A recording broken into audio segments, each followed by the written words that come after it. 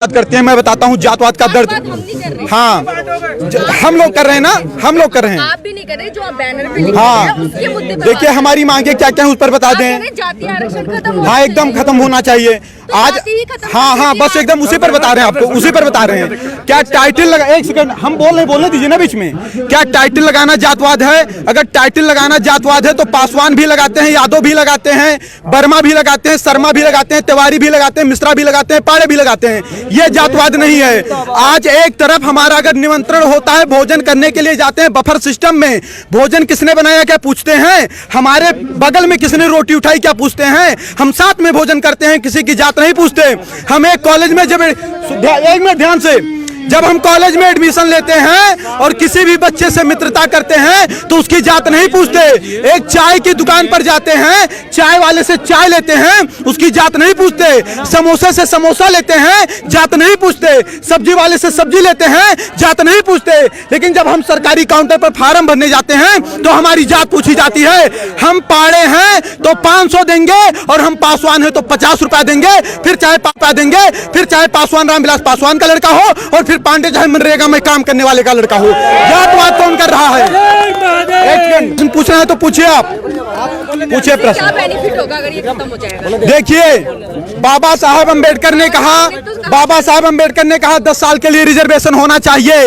इस देश के चंद गद्दार नेता आज क्या कह रहे हैं कि आज 70 साल बाद बाबा साहब भी आ जाएंगे लेकिन आरक्षण नहीं खत्म होने देंगे। तो क्या वो बाबा साहब के सिद्धांत पर चल रहे हैं?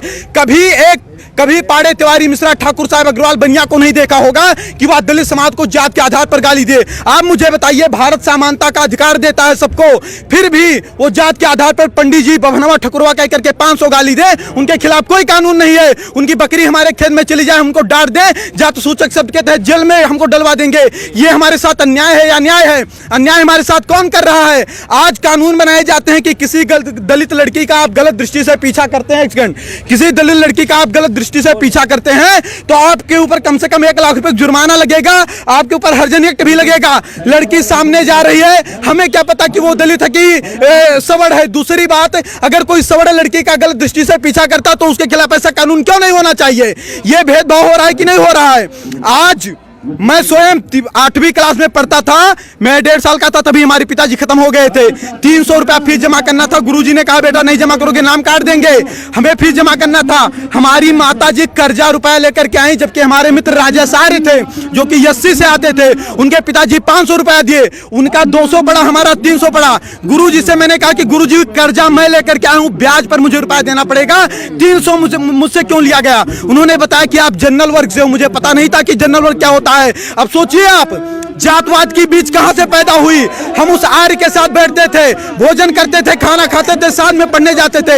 हमने जातवाद नहीं किया, लेकिन हम पाड़े थे इसलिए 300 रुपया लिया गया, हम ब्याज पर लेकर आए थे, भुखमरी के कगार पर थे, ये हमसे नहीं पूछा गया। जात के आधार पर तो शोषण हमारा हो रहा है 70 साल। आप बताइए, एक छोटी सी बात बताइएगा, भारत का संविधान कहता है, वहां देख के बोलो ना, भारत का संविधान कहता है कि अगर किसी का बाप 302 करेगा तो उसकी सजा उसके बाप को मिलेगी, बेटे को नहीं मिलेगी। सही कह रहा हूं, गलत कह रहा हूं? अगर मैं किसी का मर्डर करता हूं तो उसकी सजा मेरे भाई को मिलेगी या मुझे मिलेगी?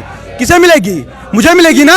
तो सोचिए, 1947 के पहले जो शोषण हुआ, ना शोषण करने वाले जिंदा हैं और जिनका शोषण हुआ ना वो जिंदा हैं। फिर उसका बदला 1999, 92 और 95 में पैदा होने वाले बच्चे से क्यों लिया जा रहा है? आज अगर 70 साल से सारे नेताओं के भाषण सुन लीजिए, क्या कहते हैं कि यह सरकार दलितों की है, पिछड़ों की है, शोषितों की है, वंचितों की है। फिर भी 70 साल से दलित दलित है, शोषित शोषित है, वंचित वंचित है। तो इसका जिम्मेदार सरकार है कि सवर्ण है? इसका जिम्मेदार संविधान है कि सवर्ण है? सवर्ण के ऊपर कैसे आरोप लगाया जा सकता है? हम नरेगा में काम करें, हम मजदूरी करें, हम ठेला लगाएं, लेकिन पंडित जी हैं इसलिए मुझे अच्छे स्कूल में एडमिशन नहीं मिलेगा, 90% लाकर मुझे फेल कर दिया जाएगा। क्या मुझे इस देश में न्याय नहीं मिलना चाहिए? और अगर न्याय देने की क्षमता इस देश की सरकारें नहीं रखती हैं तो खुल करके कह दें कि आप इस देश के नागरिक नहीं हो, हमारे मताधिकार भी छीन लें। फिर क्यों कह रहे हैं, हमारे वोट क्यों ले रहे हैं वो लोग? SC/ST एक्ट का 10 महीने जेल है। अब आप क्या मांग रख रहे हैं? अगर इन मांगों को नहीं माना जाए, हमारी मांग ये है कि देखिए, एक समय था, एक कालखंड था जब जातवादिता रही होगी। आज जातवादिता नहीं है। यहाँ जितने लोग आए, मैंने किसी की जात नहीं पूछी, सबसे हाथ मिलाया, नमस्ते प्रणाम किया। आज कोई ऐसा नहीं करता। अंतर्जातीय विवाह भी हो रहे हैं। अंतर्जातीय विवाह, आपको पता होगा कि भारत का संविधान कहता है कि 18 साल की लड़की हो जाएगी तो स्वेच्छा से शादी करने के लिए वह निर्णय ले सकती है कि नहीं है? तो अब शादी अंतरजातीय करना है कि जातीय करना है, वो लड़कियों के ऊपर निर्भर है। बाप उस पर दबाव नहीं बना सकता है, उस पर आप हम पर भी प्रेशर नहीं बना सकती हैं। और आपको बता दूं, अगर अंतरजातीय शादी करने से जातवाद खत्म होता तो अम्बेडकर की वाइफ भी ब्राह्मण थी, वो क्यों नहीं ब्राह्मण हो गए अम्बेडकर जी? वो दलित के दलित क्यों रह गए? रामविलास पासवान ब्राह्मण क्यों नहीं हो गए? वो दलित के दलित क्यों हैं? ये चंद लोग मलाई काट रहे हैं। आज गांव का गरीब दलित गोबर और मिट्टी में पड़ा है और दलित का मुद्दा उठाने वाले लोग मर्सिडीज से चल रहे हैं। उसके बाद उनका शोषण वो करते हैं। 22.5% दलितों का रिजर्वेशन, क्या उसमें कोई सवर जा सकता है? नहीं जा सकता। उसका लाभ कौन ले रहा है? दलित ही तो ले रहा है। अगर कहीं पर आरक्षित सीट आती है तो वहां चुनाव कौन लड़ेगा? दलित ही तो लड़ेगा, सवर तो लड़ नहीं पाएगा। फिर उनका अधिकार कौन खा रहा है? 56,000 करोड़ अनुसूचित जात के लिए और 39,000 करोड़ अनुसूचित जनजात के लिए ये जात के आधार पर बजट है। अगर जात के आधार पर ये बजट आए तो उन्हीं के जात के लोग खाए कि हम लोग खा लिए? फिर आरोप हमारे ऊपर कैसे लगाया जा रहा है कि हम उनका शोषण कर रहे हैं?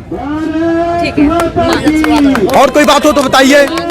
हम ये बताना चाहते हैं, देखिए हमारी सरकार से, देखिए हम इस देश के नागरिक हैं। हमने कभी तोड़ फोड़ नहीं किया, हमने कभी किसी का विरोध नहीं किया।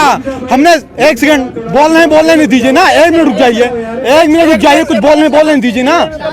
हमने कभी सरकार के खिलाफ आवाज नहीं उठाई, हमने कभी तोड़ फोड़ नहीं किया, हमने बस नहीं जलाए, हमने ट्रेन नहीं फूकी। हमारी मांग हमेशा शांति से रही है। बाप दादा देश के लिए, धर्म के लिए लड़ते लड़ते मर गए, उनके बच्चे आज सिस्टम से लड़ करके मर रहे हैं। 2 लाख ब्राह्मणों के जनेऊ तोड़वा दिए गए, गर्दनें कटवा दी गई।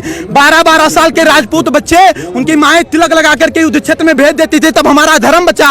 हम देश और धर्म के लिए लड़ते लड़ते मर गए, हमारे बाप दादा मर गए, आज हम सिस्टम से लड़कर मर रहे हैं। क्या इसीलिए लड़कर मरे थे? हमारी मांग है कि राष्ट्रीय स्वर्ण आयोग का गठन हो, सभी में गरीबी होती है, जात के आधार पर आरक्षण न होकर आर्थिक आधार पर दीजिए, और SC/ST एक्ट में जांच की व्यवस्था हो। क्योंकि अगर हमें अधिकार नहीं है जात सूचक शब्द के तहत किसी दलित को गाली देने की, तो किसी दलित को भी अधिकार नहीं होना चाहिए कि जात सूचक शब्द के तहत हमें गाली दें। बार बार कहते हैं 5000 वर्ष से शोषण किए हो, तुम यूरेशिया से आए हो, यूरेशिया चले जाओ। क्या इनके बाप का देश है? अगर इनके बाप का देश है तो मंगल पांडे जब गोली चला रहे थे तब कहां चले गए थे लोग? कहां चले गए थे लोग? सपोर्ट कर दिया, आना नहीं पड़ता यहाँ। और कोई बात होगी तो बताइएगा, हम अपने मुद्दे पर तटस्थ हैं, और अगर कहीं किसी को समस्या होगी तुरंत बताइए। तो आपने देखा यहाँ पर जो है आरक्षण जो है जातिगत आरक्षण नहीं होना चाहिए, यहाँ पे मांग की जा रही है। नई दिल्ली के जंतर मंतर पर तमाम लोग आकर के यही कह रहे हैं कि जातिगत आरक्षण नहीं होना चाहिए, और SC/ST एक्ट जो लगाया गया है, जो बनाया गया है, इसमें सुधार होना चाहिए। क्यों है कि इन सब चीज़ों को जो है सरकार इस पे सुनवाई करे, इस पे संज्ञान ले, जो ये मांग रहे हैं। और जेठेरी जी जो है रामलीला मैदान में, उनका आमरण अनशन चलता रहेगा। जो इनकी मांगे हैं वह पूरी होनी चाहिए। इन्हीं मांगों के